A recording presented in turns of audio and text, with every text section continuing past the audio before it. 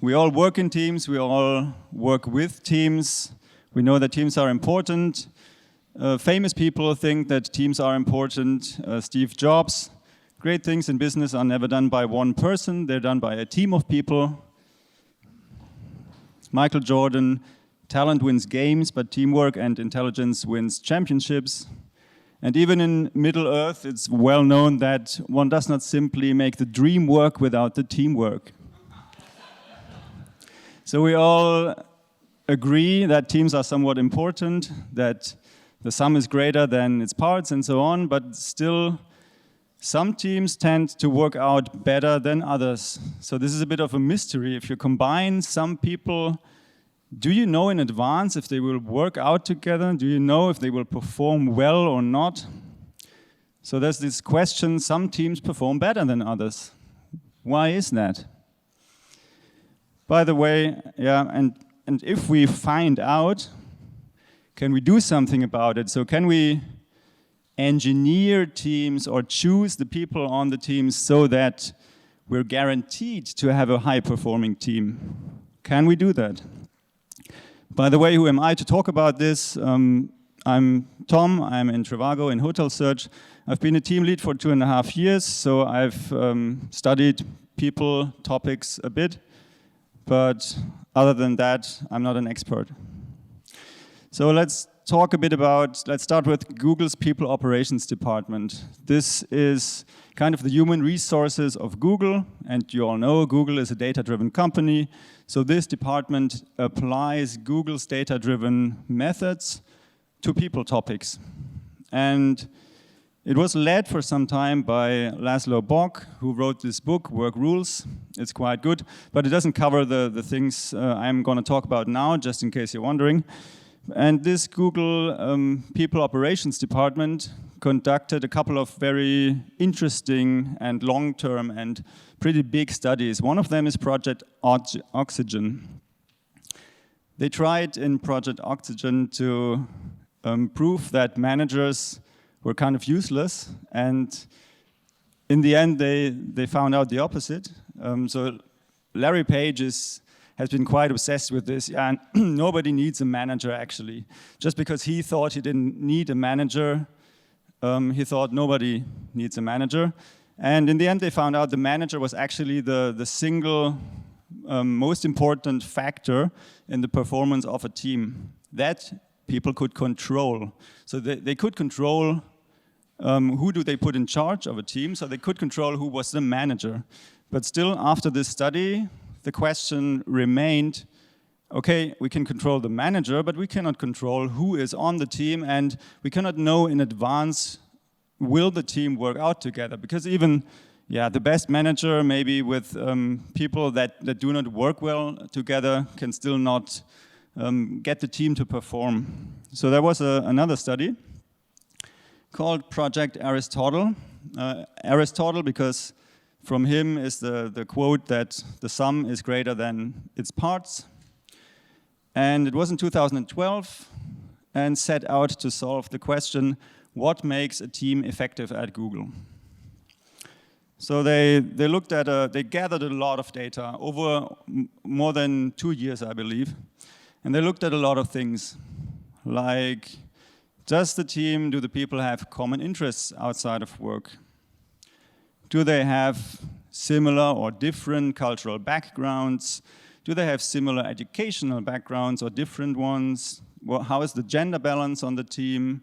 Is it equal, or is it all male or female? Performance of the individuals, does this matter?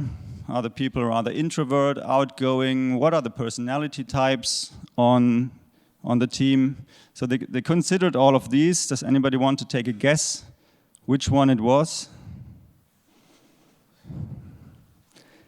None of them. So actually, none of those factors seemed to matter for the performance of the team. We looked at 180 teams from all over the company. Doobie, who led the study, said, we had lots of data, but there was nothing showing that a mix of specific personality types or skills or backgrounds made any difference. The who part of the equation didn't seem to matter. It's quite interesting because you think, okay, I mean, it does matter which people you put on the team and if they perform or not.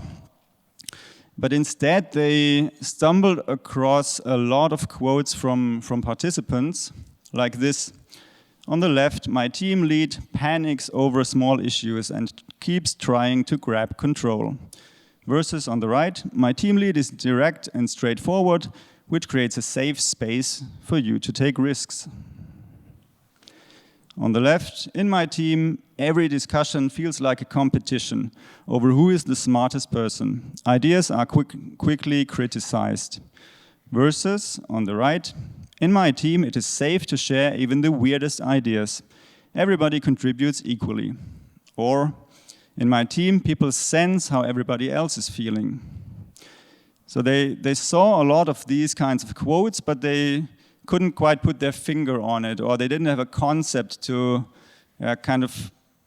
give a name to these events and to these concepts.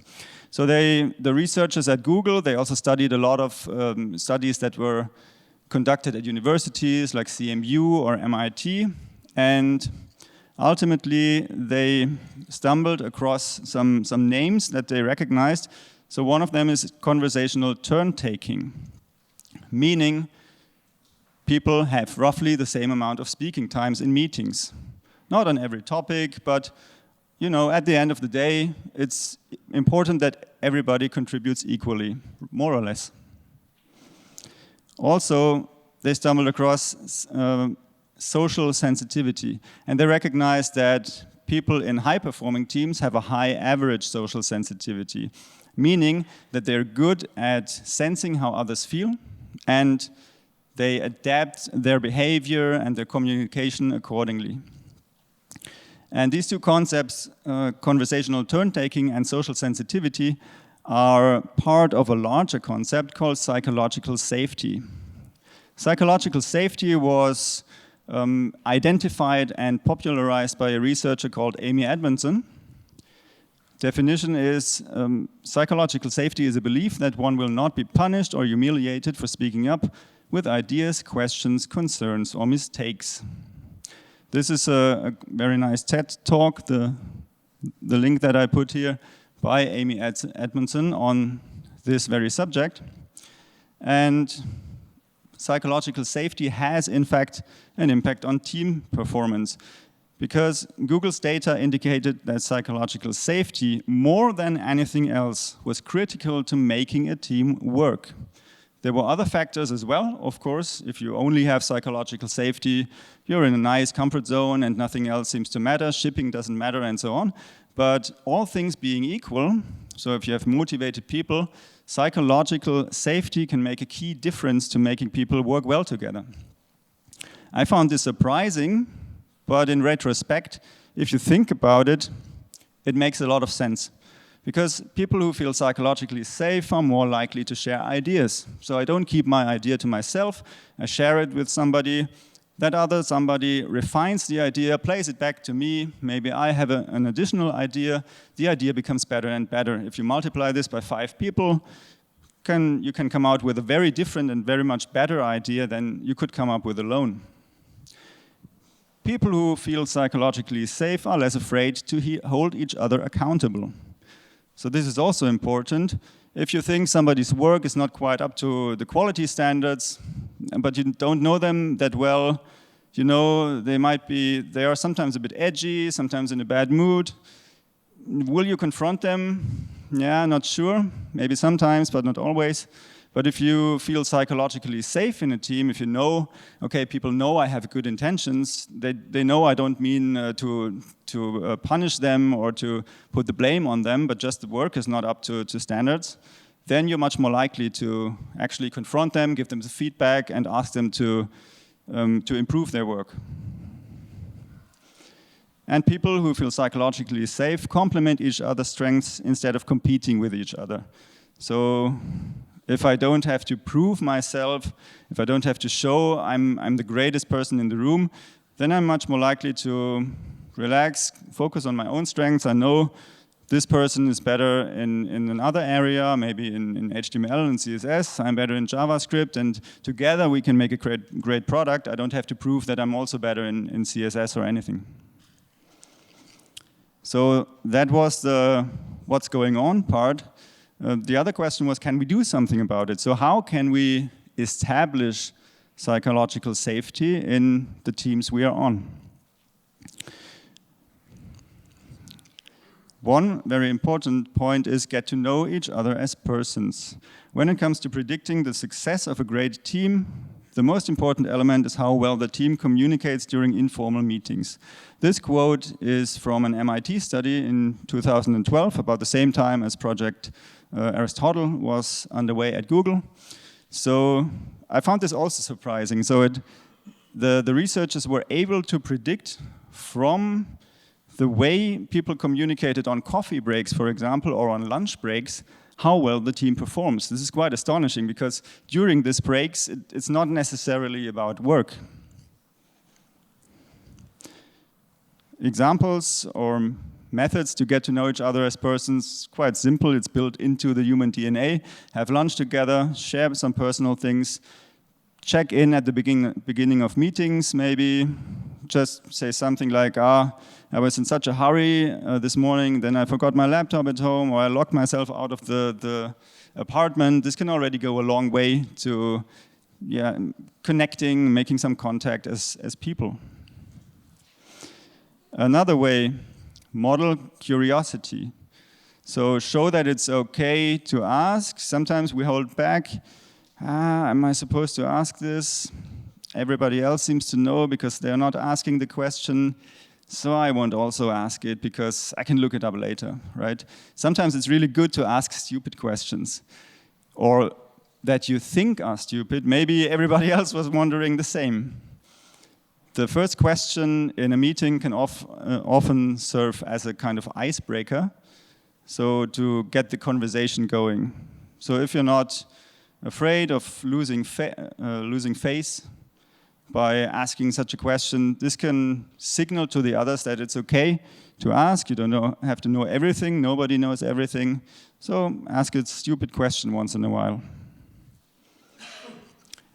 And actively include quiet people. So sometimes people want to contribute but are kind of afraid. Maybe they are shy.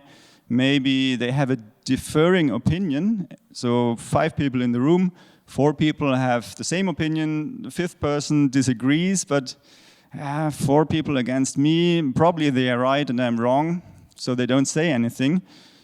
So in a lot of cases you can see it on their face, that they're holding back. They would like to say something, but they're not quite sure, they don't feel safe enough. So as a moderator or as a team lead or even just as any member of the team, it's a good idea to ask them, see, Marcus, I can sense that you're not quite happy with the way with this decision or the way the discussion is going. What's on your mind? This can help get the psychological safety up and make people contribute. It's also, it's a two-way street, yeah? You don't only want people to say something, you don't want people sitting there quietly on the meeting, you want them to contribute. Yeah, they have to do their share of the work also. If somebody is only quiet in meetings, they're not contributing and depriving the team of their idea, of the creativity of their mind in a way. And stop people from interrupting each other. A bit like Ali G here in this GIF. Calmly but firmly, if you notice somebody interrupts people again and again, then it's a good idea to say, look, Marcus, you've been talking over Anna 2 times already. I would like to hear what she wanted to say. If you're a team lead, there's a tendency you have even more possibilities. For example, if you have a very difficult task ahead, frame the work as a learning problem. Make it clear to the team that uncertainty is ahead, like nobody has ever done this before. We're gonna make mistakes. We're gonna we will go down some rabbit holes. That's okay. You're allowed to make mistakes, make them fast, so we can revert, and you don't have to get it right at the first time all the time. And also acknowledge your own fallibility. Like, I may miss something here, I need to hear from you. Who can explain me something? As the team lead, people often expect you have all the answers, and you won't have all the answers. People will also not have the answers, but you can find out together. So if you, as a team lead, if you want to get a flow of thought going, start with humility, ask a stupid question maybe, and get the conversation going. Because if your people can see that you don't have all the answers either, then they are forced to step up and to contribute. Because as a team, you want to succeed, you want to get to the answers. Catalysts are these kinds of people who get something going that wasn't getting going by itself. In chemistry, a catalyst is a substance that increases the rate of a reaction between other substances. In a team of people, a catalyst is a person who increases the rate or the quality or the effectiveness of the interactions between her teammates. So a catalyst is a very it's an informal role, first of all. There's no official role, I'm the team catalyst. It's great if a team has multiple catalysts, and catalysts can be very important to the performance of a team, for getting discussions going, for including quieter team members, for building an equilibrium so that everybody contributes their thoughts in a team. Unfortunately, a catalyst is also kind of underrated because it's invisible. Usually people don't realize, oh, this person is a very good catalyst, but still they are very important. And I already mentioned psychological safety is not everything that's critical to the performance of a team. So if we have psychological safety here on the vertical axis, and motivation and accountability on the horizontal one. If you don't have a lot of psychological safety and you have low motivation, then you're in kind of apathy zone. The team is not going to perform well here. If you go only for a psychological safety, but you don't have motivation or accountability, then you're in a nice comfort zone. Everybody likes coming to work. Everybody likes the conversations in the team, but you're also not getting a lot done. You don't ship. If you have low psychological safety, but high motivation and accountability, that's kind of where everybody fights for themselves. Everybody wants to be the smartest person. There's a lot of criticism. You mention an idea and it got shot down immediately. So that's the anxiety zone. You don't want to be there either. So where you want to be is, of course, the learning zone on the top right. You have high psychological safety, but also high motivation of the individuals. So people hold each other accountable. You want to achieve something as a team, but emphasis on as a team. Not everyone by themselves, but everybody together. So recap, psychological safety in teams is important. The Google study revealed that very impressively. Elements of psychological safety are conversational turn-taking and social sensitivity. Good ways to increase the psychological safety in a team are getting to know each other as people and actively include quiet people. If you want to know more, I wrote a blog post 2 years ago called Catalysts and Psychological Safety. It also links to this New York Times article I quoted from, which is very long but very fascinating. And that's it. Thank you.